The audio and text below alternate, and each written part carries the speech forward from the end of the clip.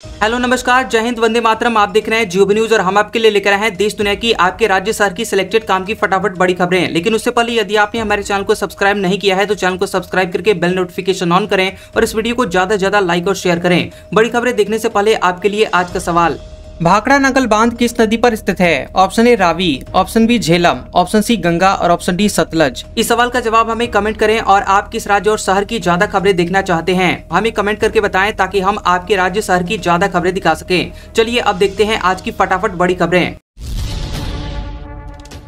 सांसदों की सैलरी 24% तक बढ़ी। हर सांसद को अब 1,24,000 रुपए मिलेंगे। पूर्व सांसदों की पेंशन बढ़कर 31,000 की गई। खबर है कि सरकार ने सांसदों की सैलरी में 24% का इजाफा कर दिया है। संसदीय कार्य मंत्रालय ने इसकी अधिसूचना भी जारी कर दी है, जिसके मुताबिक मौजूदा सांसदों को अब 1,24,000 रुपए प्रति महीना मिलेगा। पहले उन्हें 1 लाख रुपए प्रति महीना मिलते थे। यह बढ़ोतरी कॉस्ट इन्फ्लेशन इंडेक्स यानी लागत मुद्रास्फीति सूचकांक के आधार पर की गई है। बढ़ी हुई सैलरी 1 अप्रैल 2023 से लागू हो गई है। बता दें कि इससे पहले मोदी सरकार ने 2018 में सांसदों के वेतन और भत्तों की हर 5 साल में समीक्षा का नियम बनाया था। ये समीक्षा महंगाई दर पर आधारित होती है। डेली अलाउंस और पेंशन भी बढ़ाई गई है। डेली अलाउंस 2,000 रुपए से बढ़कर अब 2,500 रुपए कर दिया गया है। वहीं पूर्व सांसदों की पेंशन 25,000 रुपए से प्रति महीना से अब बढ़ा करके 31,000 रुपए प्रति महीना कर दी गई है। 5 साल से ज्यादा समय तक सांसद रहे सदस्यों को हर साल के लिए मिलने वाली एक्स्ट्रा पेंशन भी 2,000 रुपए प्रति महीना से बढ़ाकर 2,500 रुपए प्रति महीना कर दी गई है। कॉलेजियम ने जस्टिस वर्मा के ट्रांसफर की सिफारिश की। इलाहाबाद हाईकोर्ट बार एसोसिएशन फैसले के विरोध में जस्टिस के घर 500-500 के नोट जले हुए मिले थे। सुप्रीम कोर्ट कॉलेजियम ने दिल्ली हाईकोर्ट के जस्टिस यशवंत वर्मा को उनके पेरेंट कोर्ट इलाहाबाद हाईकोर्ट वापस ट्रांसफर करने की सिफारिश का प्रस्ताव जारी किया है। सीजेआई संजीव खन्ना की अध्यक्षता वाले कॉलेजियम ने यह सिफारिश की है। इलाहाबाद हाईकोर्ट बार एसोसिएशन ने सुप्रीम कोर्ट कॉलेजियम के इस फैसले पर आपत्ति जताई। 23 मार्च को ही जस्टिस वर्मा से दिल्ली हाईकोर्ट ने कार्यभार वापस ले लिया था।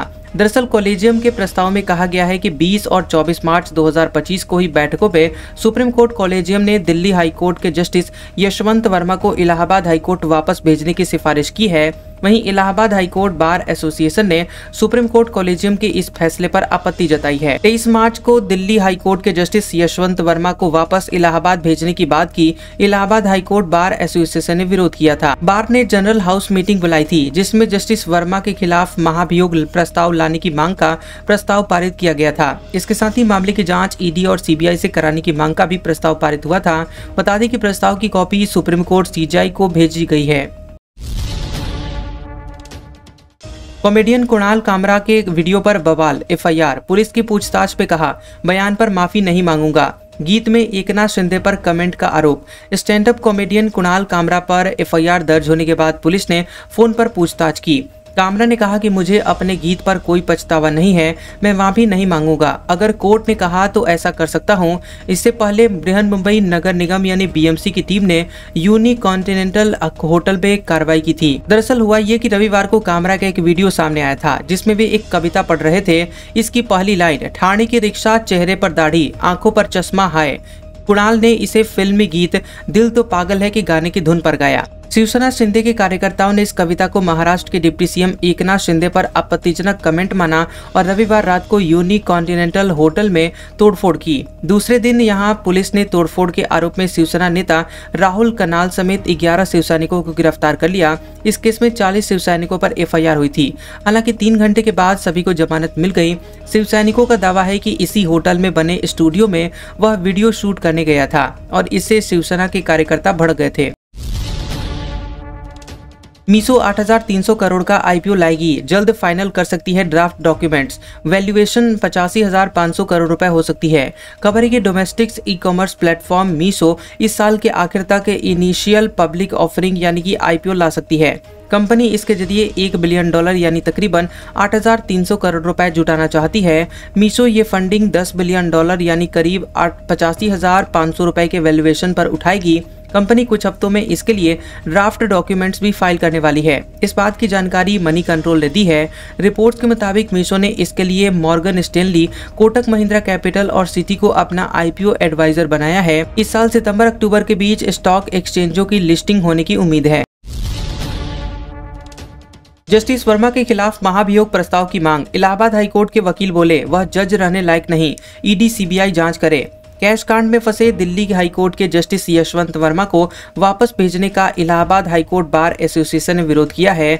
बार एसोसिएशन ने जनरल हाउस बुलाई, जिसमें जस्टिस वर्मा के खिलाफ महाभियोग प्रस्ताव लाने की मांग का प्रस्ताव पारित किया गया। कैश मिलने के मामले की जांच ईडी और सीबीआई से कराने की मांग का भी प्रस्ताव पारित हुआ है। बता दें कि प्रस्ताव की कॉपी सुप्रीम कोर्ट के चीफ जस्टिस को भेजी जाएगी।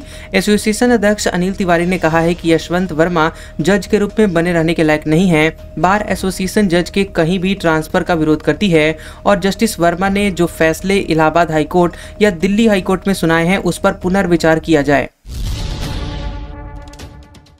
लखनऊ महिला हत्याकांड के बाद सरकार का आदेश, यूपी के सभी ऑटो ड्राइवरों का अब वेरिफिकेशन होगा। सीएम ने पुलिस कमिश्नर को फटकारा। बता दें कि लखनऊ में महिला की दुष्कर्म की वारदात को लेकर योगी सरकार ने बड़ा कदम उठाया है। प्रदेश के सभी ऑटो और ई रिक्शा ड्राइवरों का वेरिफिकेशन करवाया जाएगा और जिन ड्राइवर पर मुकदमे दर्ज हैं या फिर आपराधिक प्रवृत्ति के हैं उन पर पुलिस कार्रवाई करेगी। बता दें कि यहाँ लॉ एंड ऑर्डर की मीटिंग में सीएम योगी आदित्यनाथ ने लखनऊ पुलिस कमिश्नर अमरिंदर कुमार सेंगर को कड़ी फटकार लगाई। उन्होंने कहा कि लखनऊ में आलमबाग में बस स्टैंड से महिला को अगवा कर हत्या किए जाने की घटना रोकी जा सकती थी, लेकिन पुलिस अलर्ट नहीं थी, नहीं पहले की तरह ऑटो और ई रिक्शा ड्राइवरों पर नजर रखी गई। योगी बोले यूपी ने अराजकता का तांडव देखा और झेला, उसी तंत्र से हमने बदलाव किया। अखिलेश यादव का पलटवार, 8 साल प्रदेश बर्बाद। खबर है कि योगी सरकार के 8 साल पूरे हो गए हैं और इस मौके पर सीएम योगी आदित्यनाथ ने लखनऊ में प्रेस कॉन्फ्रेंस की। कहा कि यूपी ने अराजकता का तांडव देखा और झेला, दंगों के माध्यम से अपनी बिगड़ती अर्थव्यवस्था को भी देखा था। प्रदेश वही है, तंत्र भी वही है, सिर्फ सरकार बदलने से व्यापक परिवर्तन लाया जा सकता है। बता दें कि इन 8 सालों में यूपी की जनता ने यह महसूस किया है। योगी ने कहा कि 2017 से पहले की कानून व्यवस्था सभी जानते हैं, बेटियां सुरक्षित नहीं थी। 45 दिन के कुंभ में कोई छेड़छाड़, अपहरण और लूट की घटना नहीं हुई। 8 साल में सरकार ने पुलिस बल को व्यवस्थित किया है। वहीं सीएम योगी के बयान पर समाजवादी पार्टी के प्रमुख अखिलेश यादव ने पलटवार किया। एक्स पर लिखा कि 8 साल यूपी बर्बाद और सवाल ही सवाल। हैदराबाद में ओला उबर ड्राइवर्स एसी बंद रखेंगे, कंपनियों की किराया पॉलिसी का विरोध, एयरपोर्ट राइड्स का बहिष्कार भी चल रहा है। हैदराबाद के ऐप आधारित कैब ड्राइवर्स ने यात्रा के दौरान कैब की एसी बंद रखने की घोषणा की है। ऐसा ओला, उबर और रैपिडो जैसी कंपनियों की किराया तय करने की पॉलिसी के विरोध में किया जा रहा है। कैब ड्राइवर्स पहले ही एयरपोर्ट राइड्स का बहिष्कार कर रहे हैं। कैब ड्राइवर यूनियन के अध्यक्ष शेख सलाहुद्दीन ने बताया कि टैक्सी सर्विस प्रोवाइडर्स और प्रीपेड टैक्सियों के किराए में तकरीबन 300 से 400 रुपए का अंतर है। एयरपोर्ट से रिटर्न राइड के लंबे इंतजार, आमतौर पर 3-4 घंटे, और कंपनियों के 30% कमीशन की वजह से कमाई और कम हो जाती है।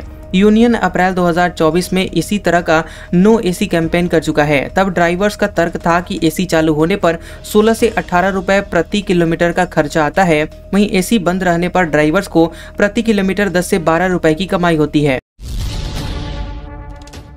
समल हिंसा में जितने मरे सबको पुलिस ने मारा, जेल जाते वक्त चिल्लाकर जफर अली बोला मैंने पोल खोल दी इसलिए फंसाया। खबर है कि समल हिंसा के 4 महीने बाद जमा मस्जिद के सदर जफर अली को पुलिस ने गिरफ्तार कर लिया।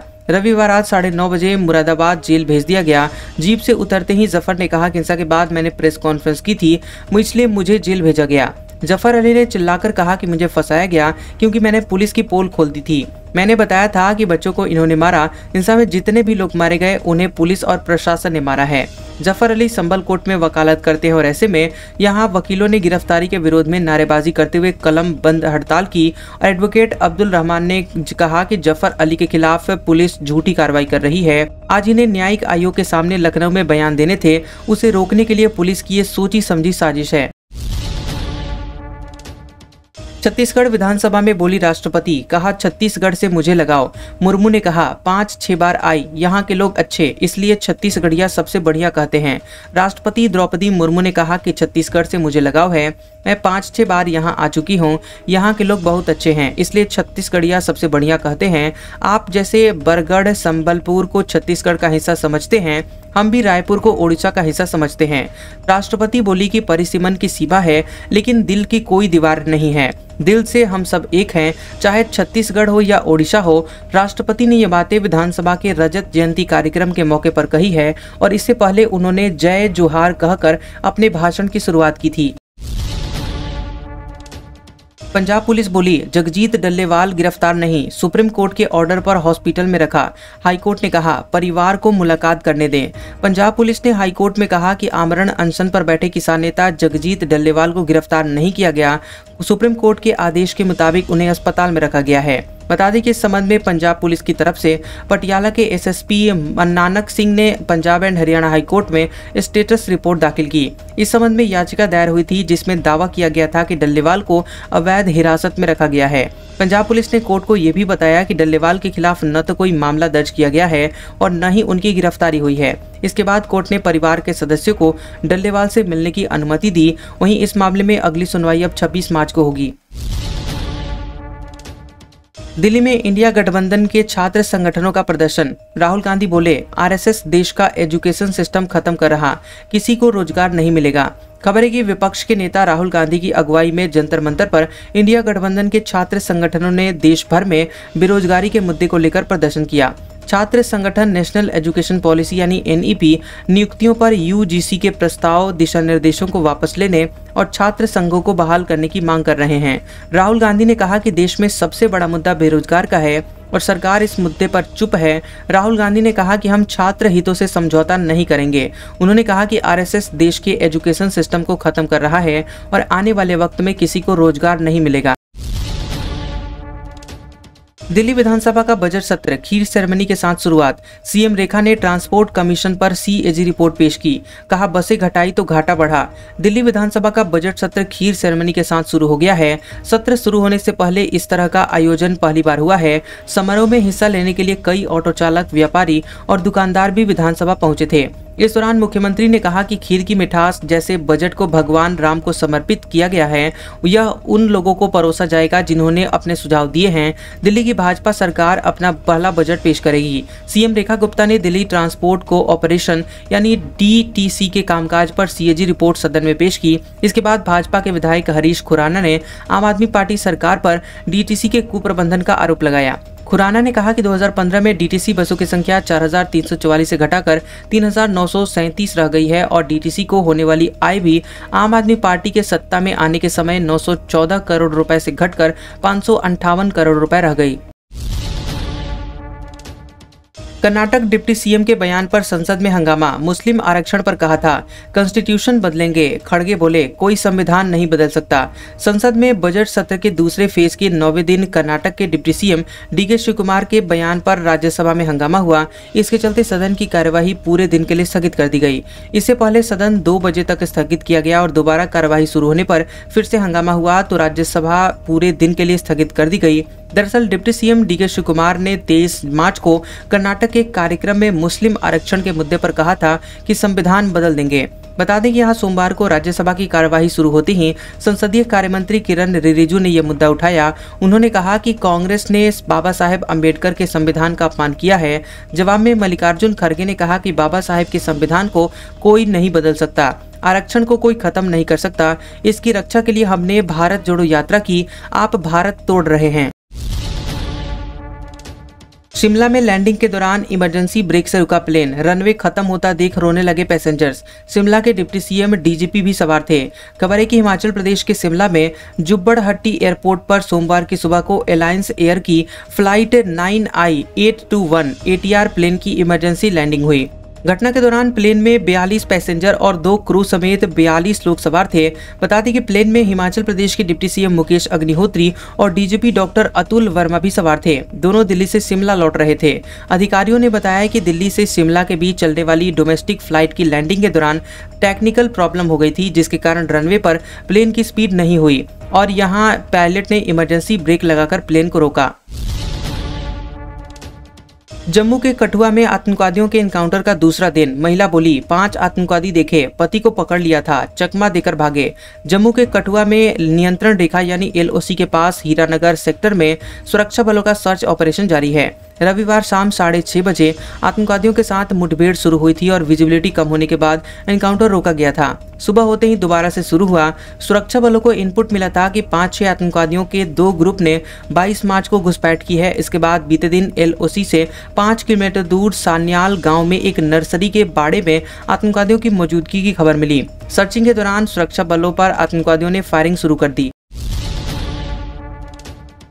नागपुर हिंसा के मुख्य आरोपी फहीम के घर पर चला बुलडोजर, 500 दंगइयों को भड़काने का आरोप, देशद्रोह का केस, औरंगजेब की कब्र पर था विवाद। खबर है कि यहां औरंगजेब की कब्र हटाने को लेकर नागपुर में हिंसा के मुख्य आरोपी फहीम खान के घर पर सोमवार को बुलडोजर चलाया गया। हिंसा के एक और आरोपी यूसुफ शेख के घर पर भी अवैध निर्माण को तोड़ा गया है। नागपुर नगर निगम ने संजय बाग कॉलोनी यशोधरा नगर में मौजूद फहीम के मकान का अवैध निर्माण हटाने के लिए 24 घंटे का समय दिया था, जो कि सोमवार को पूरा हो गया। फहीम का मकान उसकी पत्नी के नाम पर है। वहीं नगर निगम ने इसकी बिल्डिंग परमिशन अप्रूवल में गड़बड़ी को लेकर कार्रवाई का नोटिस दिया था। वहीं नागपुर में 17 मार्च को औरंगजेब की कब्र हटाने को लेकर विवाद के बाद हिंसा हुई थी। इसके मास्टरमाइंड फहीम समेत 6 आरोपियों के खिलाफ देशद्रोह का केस दर्ज किया गया है। वहीं फहीम पर 500 से ज्यादा दंगइयों को इकट्ठा करने और हिंसा को बढ़ावा देने का आरोप है। 400 गांवों में ओलों से खराब फसलों का मुआवजा मिलेगा। मध्य प्रदेश के सीएम मोहन यादव ने अफसरों को जल्द सर्वे करने को कहा। 4 बड़े सोलर प्लांट लगेंगे। मध्य प्रदेश में हाल ही में हुई ओलावृष्टि से 400 से ज्यादा गांवों के फसलों को नुकसान हुआ है। इसको देखते हुए मुख्यमंत्री डॉक्टर मोहन यादव ने अधिकारियों को तुरंत सर्वे करने और किसानों को राहत राशि देने के निर्देश दिए हैं। कैबिनेट की बैठक में यह भी तय हुआ है कि प्रदेश में 4 जगह पर बड़े सौर ऊर्जा संयंत्र यानी सोलर प्लांट लगाए जाएंगे। इससे नगर निगमों और नगर पालिकाओं का बिजली खर्च कम हो जाएगा। इसके साथ ही जल आपूर्ति योजनाओं के लिए भी सौर ऊर्जा का इस्तेमाल किया जाएगा, जिससे पानी सप्लाई आसान और सस्ती होगी। आज का सुविचार, अगर आप अपनी गलतियों के लिए खुद से लड़ते हैं तो आप दिन प्रतिदिन और बेहतर होते जाते हैं और यही आदत आपको एक दिन सफल बनाती है। कैसा लगा ये वीडियो हमें कमेंट सेक्शन में जरूर बताएं। वीडियो पसंद आया हो तो वीडियो को लाइक और शेयर करें और ऐसी इंटरेस्टिंग वीडियोस देखने के लिए हमारे चैनल जियोबी न्यूज को सब्सक्राइब करें और बेल आइकॉन को दबाएं। और हमारे ओल्ड और लेटेस्ट वीडियोस देखने के लिए हमारे प्लेलिस्ट और कम्युनिटी टैब को जरूर चेक करें। तो मिलते हैं अगले वीडियो में, तब तक के लिए आपका शुक्रिया।